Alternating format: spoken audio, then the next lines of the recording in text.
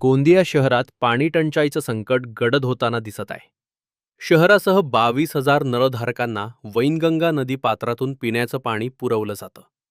मात्र वाढत्या उन्हामुळे नदीतील पाण्याची पातळी झपाट्याने खालावत असून आता केवळ 10 दिवस पुरेल एवढाच पाणीसाठा शिल्लक असल्याची माहिती समोर आली आहे.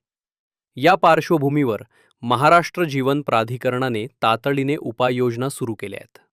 गोंदिया शहराला दिलासा देण्यासाठी पुजारी टोला धरणातून वैनगंगा नदीपात्रात पाणी सोडण्याची तयारी प्रशासनाने केली आहे. या योजनेसाठी सुरू असलेलं काम सध्या अंतिम टप्प्यात असून जवळपास 90% काम पूर्ण झालंय. उर्वरित काम युद्धपातळीवर सुरू असल्याची माहिती अधिकाऱ्यांनी दिली.